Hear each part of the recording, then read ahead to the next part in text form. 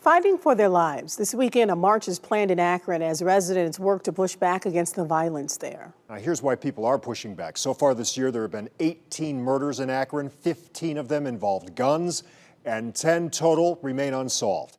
News 5's Bob Jones has been covering so many of these stories. He is now taking a closer look at what's being done to fight crime. Hundreds of people are expected to take part in the Akron March for Our Lives tomorrow, which will start here at the Highland Square Library and end at LeBron James's I Promise School. Organizers say their message will be loud and clear. Enough is enough when it comes to gun violence. I am speaking out against violence. Akron community grassroots organizer Sonny Matthews has lost friends to gun violence and is tired of seeing crime scene tape and grieving families around the city. The reason I take to the streets is because I'm concerned. The spike in the number of people killed by guns in Akron in 2020 and 2021 is alarming to police and residents. Officers are working to take illegal guns off the streets. So far, 290 guns have been seized compared to 181 at this time last year.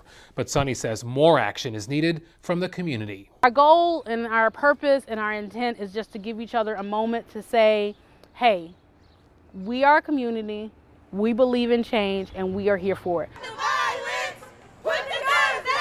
A Saturday afternoon march is meant to take a stand against violence and demand gun reform. Sonny stressed that doesn't mean taking guns out of the hands of legal owners. It's not my job to tell legislators what to do. It is my job to say this is an issue and I put you in office to handle issues. Cody Cross is the founder of the Akron March for Our Lives chapter. Gun violence can be seen in many, many forms, and it's an issue that is plaguing our communities. In 2019, at the age of 17, Cody nearly became a shooting victim.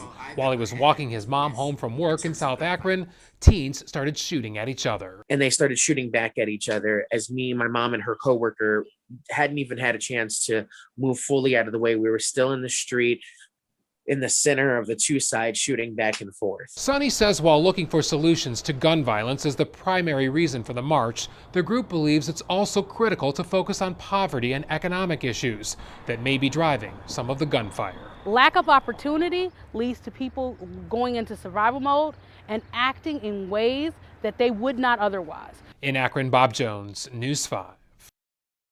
Our thanks to Bob. And again, that march starts tomorrow at 1. The group will gather at Highland Square Library and then walk to the I Promise School. There will be speakers who will address the crowd prior to the march at the library.